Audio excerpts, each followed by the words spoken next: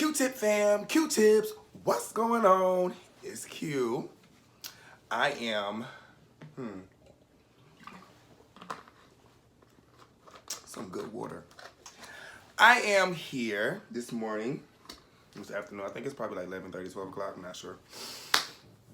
I am doing laundry and I am recouping from last night. I went to the Todrick Hall concert, which was phenomenal. Crazy, great experience. I took my Uncle DeAndre and we had a great time. So I'm kind of waking up late today and just kind of getting some house chores and stuff done. So I need to do laundry. As you guys can see, I'm sitting here with no shirt on and a jacket. But anywho, today I am telling I wanted to talk because I was having a conversation with someone on last night and it just kind of brought back some emotions and stuff like that. And I was like, this will be good for me to talk about. I think that I'm ready to tell my story in a sense, or tell all I remember, or tell what I'm still currently going through, if that makes sense. All right. Oh, welcome to my bedroom. You guys have never been in my bedroom. So I'm currently, so it took me a while. I'm still getting, well, I just finished getting my living room together and my kitchen dining room area. So finally got a beautiful glass table.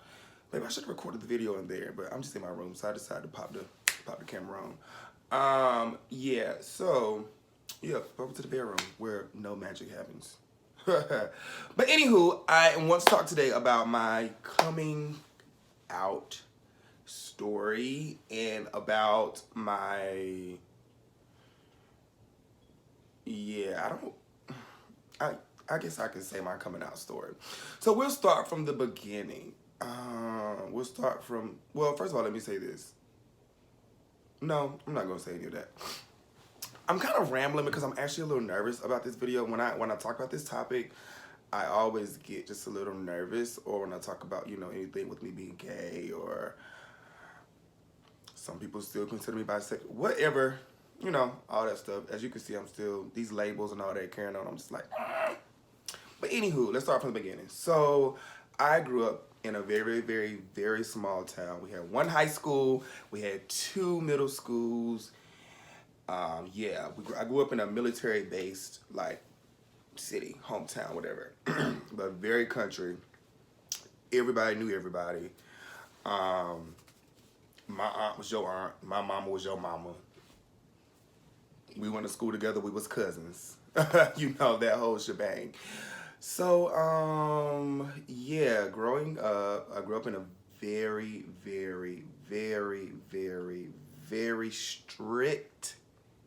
strict home, and I grew up in a very faith-based and Christian background. So that kind of plays a part of my story, and one, what took me so long, and two, just the whole shebang. Anywho, I grew up in a very Christian-based home, faith-based home. And I grew up in an AME Zion church. So if you know anything about AME Zion, it's a little different. It's very strategic. It's very by the books. It's very big robes and long ropes, and it's very religious. And as a kid, quite scary. If if you weren't born in it, I was kind of accustomed to it. So, but if you weren't if you're a fresh kid and you kind of start coming around, you're 8, 9, or 10, you'll probably look at him as a big priest. Oh my gosh, who's this big guy? It's kind of crazy. But anywho, as a kid, I always felt like I was a bit different. I always felt that I played sports. I played every sport, actually. My father was very, and my mother too, was very big on making sure that we was in activities. There was not an off season for us. Me, my brother and sister, we played all sports every year, every season. It wasn't I played football and I got basketball and baseball off. No, I played football, I played basketball, I played baseball. I did every sport every season. But in that, I knew I was a different kid because I was also interested in the arts. Now, I'm not saying that arts make you gay. I'm not saying that arts make you, any of that. It just was, I was different. I knew something about me was different. I always knew that as a kid. I was also interested in the step team. I was also interested in, if we was gonna sing, I wanted to be out front. If we were gonna sing in the choir, I wanted to make sure that I was the lead singer. Like when I growing up, I could sing. I still can sing. I done got old, child. Smoking a little bit. My voice is raspy, whatever. Stressed out, body stress. And I also was hosting a lot, so when I do a lot of talking and stuff, it kind of strips my voice. Anywho, growing up as a kid, I always knew I was different. I was always interested in things like tap dancing and just always wanting to be a part of the arts. And I was just like, wow, I'm different. But I would always try to mask it and hide it by doing things like sports and stuff like that to try to cover it up. Like, oh yeah, Q on the step team, but he's really good at basketball too. Like, Q is in the stage play, but I ran for homecoming king too. So, I always try to make sure I had a balance to try to mask it. I don't really think I did a really good job. I feel like a lot of people really still really knew. But when it came to my family, I don't think, I don't know. Maybe that's another video that I'll have. I'll bring my parents on one day and ask them, did they know or how was it growing up with me, or how was it raising me, not growing up with me, how was it raising me? But, yeah, I'm trying to see where I want this story to start. We'll talk about my first attraction to guys, I guess. Well, I'll say this, and this is something that I've never said or never have told anybody. I was, my dad watches these videos, so it's gonna be kind of scary. So I'm pretty sure I'm gonna get a phone call. Well, I'll start with this, and I'm not saying that this is what make people gay. I'm telling you Quentin's story. I'm telling you my story. I used to get touched on a lot as a kid from a very close family member. And yeah, it was just something, wow, this is interesting. Yeah, I used to get touched on a lot by a family member. And, that's when we have these black family secrets within the black community that we just don't talk about, and it's just something that I've never said and I've never brung to my parents because it would just open up a whole another can of worms that I don't think that I'm quite ready for. So yeah, so that was one part that played a part in me, growing up with these different feelings and these different trying to just figure out, okay, is this acceptable? Am I, because I'm a kid, I'm like, why am I getting touched on like this? Why is this happening to me? What is it about me? What's going on? And then you gotta think about the other side of me. It's just like, okay, this is normal. This is what happens. This is, maybe I'm supposed to be the, not the punching bag. Well, I can use that. The punching bag for this person to do these things. So I dealt with that as a kid. So let's move to probably middle school. Middle school, I definitely started I wasn't like physically doing anything with other guys, but I would notice myself playing football, taking a peep at like a guy's butt running across the field, or when we in the locker room changing for football games, I am looking like, when somebody take their shirt off, I'm trying to like people look, and then trying to, focus to not out myself or to get beat up in the damn locker room or something crazy like that. So I knew I'd start to notice that I had an attraction, but it wasn't nothing that I was like physically kissing or anything like that. Like I didn't have a boyfriend or I didn't have like a little boo thing. Well, I had a boo thing in my mind, but you know what I'm saying. So let's talk high school. So now high school, I think things started to kind of was beginning to work itself out. Ninth and 10th grade, I think I was doing okay. You know, I'm still having these thoughts. I think at the time I probably started watching porn probably.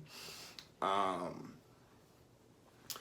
yeah, so I think I started watching like, you know, same-sex porn and porn. So I started opening my mind up and I started, you know, allowing that door to come open. 11th grade, I met a guy. He was new to my home. He was new to my city. So I was like, oh my gosh, nobody knows him because I feel like anybody in my hometown, it's kind of like we're all close. We're all like friends. Like we're literally friends. We're all, you know, so cousins in a sense. And I feel like if I'm calling your phone all the time and your mom and your daddy already suspecting something about you, my people already kind of give me the side eye a little bit. So I'm kind of like, I can't do anything with somebody who's from my hometown. So this guy moves to my city and I start exploring and we start like kissing, and I don't think I was intimate at the time. I can't remember. I can't remember. I knew he wasn't my first, but I think that it's when stuff started really like happening. I don't know if it was 11th or 12th grade. I'm really gonna have to sit and think about this. Maybe I should do that before I start this video, but it's too late now. Let's see what happens next. So 11th and 12th grade, I'm full-fledged. I'm like, you know, at this time I have a car, so I'm driving. I'm starting to like I went to like my first gay club, probably like 11th grade. I had a little Volkswagen Jetta, child. I had my first car. I had my first car when I was in like the 9th grade though. So I went to my first club when I was around that age in Raleigh, North Carolina. It was like an hour and some change away. I think I like snuck there with like one of my, two of my friends. No, three. I think, yeah, three, probably four. We probably all squeezed in my car if I'm not mistaken. Went to my first gay club. I was like, oh, you know, this, you know, I can kind of, you know, get used to this, but I still wasn't living in my truth because I'm doing this almost an hour and some change away from my home. Of course, I'm not, you know, doing things where my parents can see or nothing like that. So I'm still slithering around town, you know what I'm saying, doing my own thing. And at the time, I still was dating girls as well. So, so that was always a thing. I kept a little daddy now. It wasn't for like a cover up or anything because I was definitely still interested in these females, but at the same time in my mind, because I haven't, and to this day I still haven't had a boyfriend, but I just always kept somebody. I keep looking off because this video is making me a little nervous. So let's talk about me coming out to my religious. Well, we'll talk about me coming out to my best friends first. So I have three best friends. It's a group of us. Well, yeah, it's three best friends. It's a group of us, and I came out to them. Oh, I'm lying. I actually came out to my big sister first. So I have an older sister. My oldest sister. I think my older sister probably was the first person.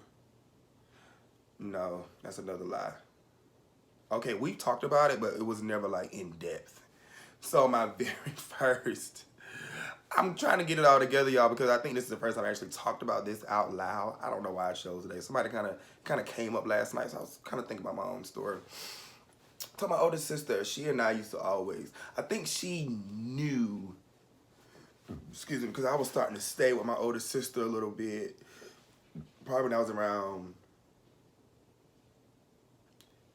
14, 15, 16. So I was starting to stay with her, so I'm pretty sure she was noticing my mannerisms because my older sister is bisexual as well. She was a bisexual, or she just possibly had girl-on-girl experiences, so she would talk about it. So it made me feel comfortable for me to be like, oh my gosh, well, I think this guy is kind of, and she was like, you can say it, like, you know, it's okay. And so she always made me feel welcome, but we never like really ever went like in depth. So I can't say that she was my first person that I talked to. My very first person I actually talked to was my grandmother. My great grandmother actually. My great grandmother, Grandma Hattie. She was the very first person. I never forget this moment. We were laying in the bed. This is right before. I'm not gonna get emotional. This is right before she was passing. Probably had like maybe 2 days left on this earth, if that, if that. And I remember she was laying in the bed, and I climbed in the bed with her, and I just started crying, and I was just, I think at that time I probably just had a lot going on. I've always been like an overly emotional person. And so yes, I climb in the bed with my grandmother, and she's just like, "What's wrong? Why are you?" Well, she really wasn't talking. She was just like, "What's wrong?" Because she was whispering because she was in like a lot of pain. She had a lot going on. And she was like, "What's going on?" And I just was crying. I was just like, I just got to tell you something. And she was like, "Well, what do you have to tell me? What's going on?" She was like, "Why are you crying?" Now, her sentences weren't as full, but I understood what she was saying. She was just like, "What's wrong? Talk to me. You can tell me." And so I was just like, "My lifestyle, I just don't want to go to hell. I don't want to go to hell. I don't want to go to hell." And my grandmother, I never forget, she was like, God, I'm about to start crying. She was like, "You'll never go to hell for loving who you want to love, because God loves you." All right, let me shake myself off, because I don't want to cry. But my grandmother was the first person. And from that moment, when my grandmother told me that, I was like, you know what? And my grandmother, she lived by that Bible. You hear me? But when she told me that, it just confirmed, like, well, I can do this. But at the time, I'm still young. I'm still living in my parents' home. I think we traveled to Philadelphia to actually go see my grandmother. So I'm like, I still got to go home with all this baggage. But it just felt so good to tell somebody. She was like, at the time, I didn't have nobody introduced to her. Hell, I still don't have nobody introduced to my family. But my grandmother she was just like, never be ashamed of living in your truth. And she was just like, "I can't wait to meet him." And I was just like, it just made me feel so good that she was willing to understand and was willing to hear me out. So that made me feel really good. Now, I don't know if this was the same year, and I just felt like I need to get a lot of shit off my chest, whatever, but I felt like I was lying to my friends. I really felt like I'm holding stuff from them. I really felt like, I'm pretty sure you guys are tired of defending my name. Like, is Q gay? Like, why he on the step team? All this kind of stuff like that. So I'm pretty sure my friends were like, go ask him. Like, we tired of you asking us, is he gay? Da, da, da, da. So I felt like I needed to have a conversation with my friends. So I keep drinking water because I'm very parched. We was drinking a lot last night. So my dramatic ass, and my best friend Jaleesa, she'll tell you to this day, like, oh, it was so dramatic. So I call all my friends to the local McDonald's, which is like maybe like a block and some change from my old high school. So we all drive there. I text my friends, put us in a group chat, and I'm like, hey, emergency meeting after school, bada boom, bada bang. I call all my best friends there, and I'm just like, hey, we're not weird, but I'm gay. And I'm just like, we have this whole conversation, and they just like, we kind of knew, but we're glad that you told us, but what took you so long to tell us? Why do you feel like you need to tell us now? My best friend Tia, she's not my adult best friend Tia, my childhood best friend Tia. She's very inquisitive, so she was just like, well, why did you wait so long to tell us? And well, now I can stop, defending that you are or you aren't, because now we know you are, but like, are you willing for people to know, like, what's the plan? Why was this so dramatic? Like, because I'm sitting at the table bawling because I'm just like, my friends are going to leave me. Da, da, da, da, da, da, da. But the crazy part is, well, that's the AT. them tell y'all their own tea, but our whole little, oh, I'm not going to say that comment. But anywho, if they're watching, they know what I was getting ready to say. But anywho, I just felt like I could share some, like, we share the same interests. I'll say that. So moving along, okay, that's high school, college. Okay, I'll tell you about my college experience another time because I really didn't have a college experience because I didn't finish college. I left due to an opportunity here in Atlanta. So I kind of skyrocketed here to Atlanta. So me moving to Atlanta. So this is when it gets to me telling my family. This is me doing the Chasing Atlanta show, and then where I currently am now. So I moved to Atlanta. I've probably been here probably 2 years.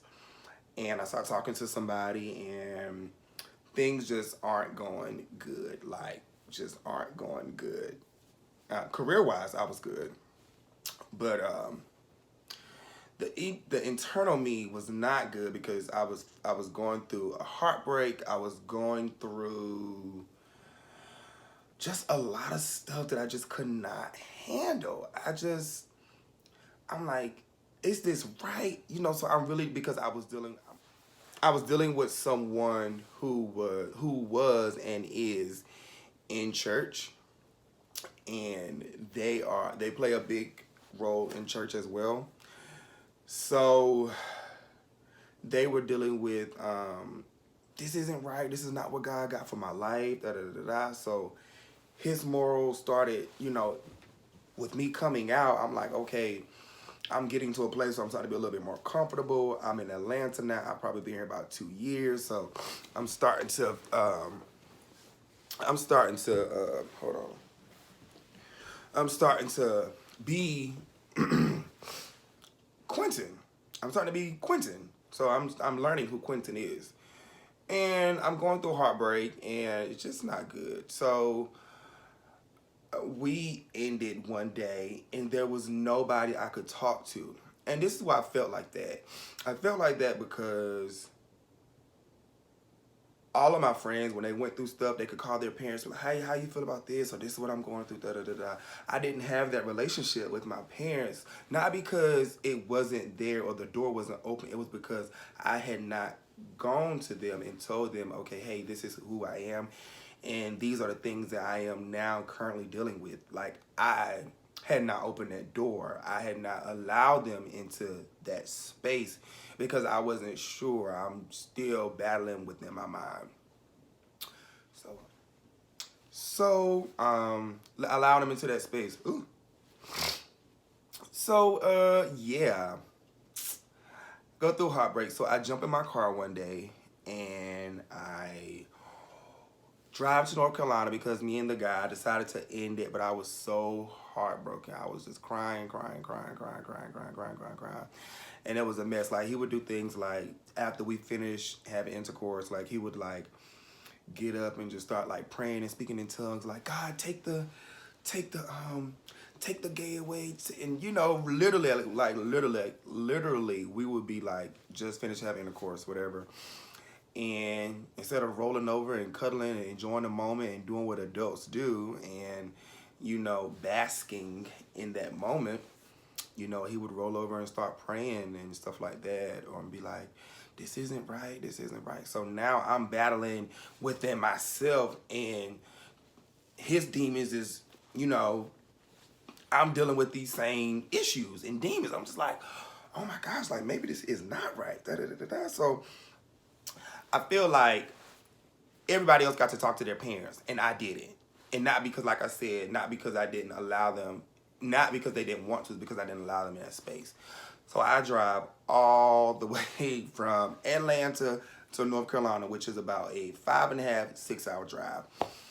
I, like, just shut down that day. I think I clocked out of work and packed the bag and, baby, pumped it home. I told my parents, I get to North Carolina, I'm like, hey, we need to meet, and I do mean immediately. So, yeah, for those of you who don't know, my parents, well, probably don't know because I don't talk about it. My parents are divorced. So, first of all, getting my parents in the same room on one accord to deal with one topic without them doing them is a task in itself, okay? So I was like, listen, I need you guys both here at the same time, one time, because I'm going to tell this story one time, and that's going to be it. So I need both y'all here, period. So my parents, I sit down, my parents arrive, bada boom, bada bang. I remember we was at the Applebee's on Scarborough Road in Fayetteville, North Carolina. And, you know, I basically tell them like, hey, I'm going through something right now. I am going through a heartbreak, and I do not think it's fair that I cannot be open with you guys because I feel like I'm going to be rejected. So yeah, I come out to my parents and I basically like, hey, I'm gay. I was like, you know, hey, I'm gay. And my reasoning for telling you guys today that I'm gay is because I am going through a heartbreak and I need you guys' help to bounce back with life. Like, I need your motivational words. I need a hug. I need to be told it's going to be okay. I need to be, you know. But I can't say that I wasn't thinking about my parents in that and how they would feel. I just know I needed to get something off my chest. Because I'm probably, at this point, probably 22, 23, 22, 23, 22, 23, 24, somewhere up in there. So my dad, you guys have seen him on the show. My dad is the calm one. My dad is the one who's gonna listen before he speaks. My dad is the very understanding one. My dad is the very, you know, rational one. You know, so my dad is like, you know, Quincy, you know, whomever you bring home is okay with me. You know, you're my son regardless. You're at the end of the day, you're a man, and you're a man who makes your own decisions. This is your life, and whatever you're comfortable with, I'm comfortable with. Whoever you bring home, I bring home. Whoever you love, I'm going to love regardless. That's how my dad acts. Kind of knew I was going to get that from my dad. You know. My dad wasn't as spiritual as my mom. And my mom wasn't no angel. But my mother, you know, she definitely believed in her kids being in church and stuff like that. So I kind of was expecting that from my dad, just because, you know, our relationship. And I felt like me coming out to my dad made us so much more tighter. Did I say that? Tighter. Yes. Tighter and closer. You know, to this day, me and my dad talk probably twice a day, sometimes 2 or 3 times a day. And we don't go without 2 or 3 days without hearing from each other. Like my parents are my best friends, period. Like I talk to them, and you look at my call log right now, probably because it's the weekend, I've been hanging out with my friends. Probably not today, but probably rewind back like 2 or 3 days. My parents, you see mom, dad. So I talk to my parents a lot. So at that dinner table, I turned over to my madre, turned over to my mother, was waiting to hear her answer. So my mom takes a deep breath. My mom is very extra. She's very over the top like me. I get it from my mother all day. So my mom takes a deep breath and she's like, so she's just rocking, you know, she's really trying to take it in. So she was just like, you know, I'm glad you got that off your chest, but you're no longer welcome in my home, and not gonna cry. That's something that I've always dealt with. And me and my mother's relationship, I love my mother boots down. But I think that's something that I'm still dealing with. And even though me and my mother are very close, we talk about it, she's, you know, I'll get to that part of the story in just a second. She's learning how to embrace it a little more. She's learning how to be a little bit more open. But I don't think she's 100% there, because I don't think any mother or father or anybody wants harm for their kids. You know, they're just, you know, they're looking out. So I know my mother's thinking, oh my gosh, I got a gay kid. You know, people are picking on him in school. Like, oh my God, I know her mind's like going through it. On top of that, the religion aspect. You know, you gotta remember, my parents had us in church 10 days a week, and it's only 7 damn days in a damn week. Like, we was in church a lot. Sunday school, Bible study, praise and worship, dance team, step team, choir. I was on the male choir, which is the old man choir, when I was like 6 and 7 years old, because my brother played the drum. So I always wanted to be like my brother. So I always was following him around. So I'm like, he played instruments, I was a singer, you know. So anywho, back to my mother. My mother, yeah, so she made that comment. Then her and my dad talked, and my dad's like, listen, we can't be like that. You can't do that to him. In this moment, he needs us. Y'all can deal with that later. But in this moment, like, my dad has always been like the break it down, y'all. Now, he can turn up, but, you know, for the most part, he's very rational. And so, I can tell my mother was very uneasy. And I can't remember if she said that at the table or if she said that like the next day. Anyways, I went and I stayed at my best friend Derek's house, who's my business manager to this day. And I'm just like, oh my gosh, my parents, I just know I kind of just put them through the ringer with all of this. So, you know. So, yep, so maybe like 2 or 3 days later, I think I called my mom. I was just like, hey, you know, trying to like just check in, see where her head is. And she was just like, hey, what's going on? What's up? You know, my mother, she has a hard exterior, but she's definitely a softie in the inside, especially with her kids. So she's just like, you know, it's going to take some getting used to. She's like, I'm not okay with it. I'm letting you know now.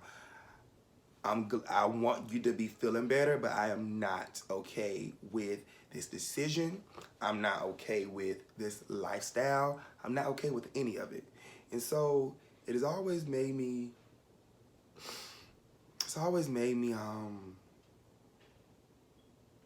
still try to figure out just who I was. Because I'm like, guys, I don't want to disappoint my mom. I don't want to disappoint the church. The church members are going to find out. And it was just a lot. Because I keep saying it like that because I held a lot of positions.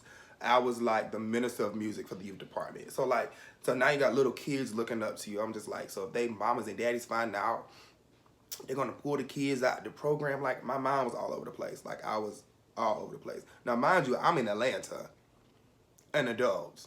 But at the same time, I'm still have church obligations back home. So and another reason why I got this off my chest to my parents was because at the time I had found out I had just got casted for Chasing Atlanta. So if you guys remember my first season, which was season 2 of Chasing Reality, the Chasing Atlanta side of it, I wasn't myself. I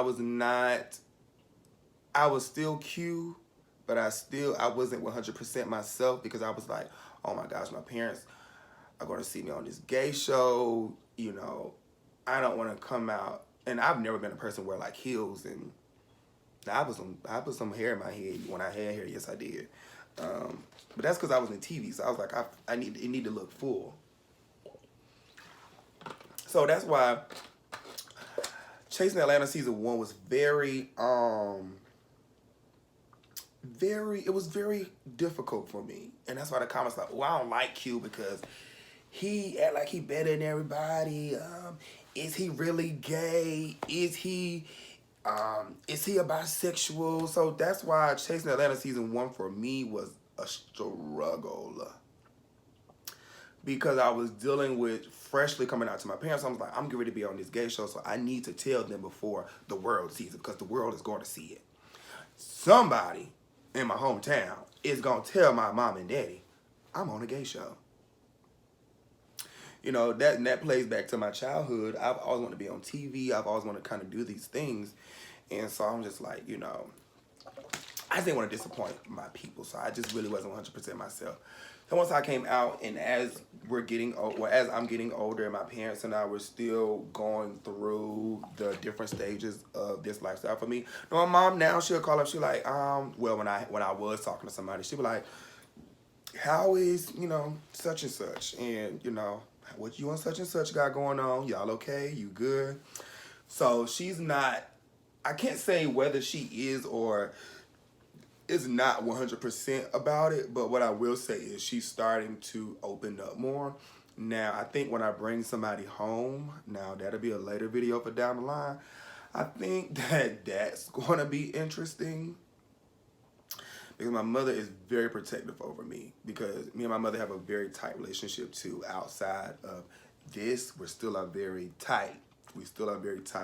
So I know my mother's going to be, she's going to be very like antagonizing to make sure I'm already processing this. So I need you to be who you are for you and for him, so that the areas that I'm lacking, I need you to be there for him. So I know she's going to be very tough on whoever I bring home. Not in like a bad, crazy way. It's just because I know my mother. So anywho, that's my story, which is still being played out. And I guess for another video, we'll talk about me bringing somebody home, which I haven't yet. I think that's going to be interesting. So yeah, so here I am, 26 years old. I've never had a boyfriend. And that's kind of my coming out story. I don't know if I'm missing any pieces, but this is the first time I've kind of talked about it out loud or have said anything, or, you know, just anything like that. So that's my coming out story. I know you guys were wondering, like, you know, why I was so weird acting season 1, because I really didn't, I still was learning myself. And then you already know when you're in the limelight, you just kind of thrown out there, honey, and it's just like, woo. So that's why season 2, well, my second season, I had a much better season, because I know who the hell I am now, and I don't really, you know, when it's time to pay this rent over here, that card said Quentin T. Harris on it. So yeah, that's my coming out story with my religious ass family and my crazy ass background. All right, Q-tips and Q-fam, make sure you guys like, comment, subscribe to my videos. I'm gonna try to start shortening these videos up so they're not as long, because I know this probably was a long ass video. But make sure you guys follow me on social media as well at Quentin T. Harris everywhere, and subscribe. Bye guys.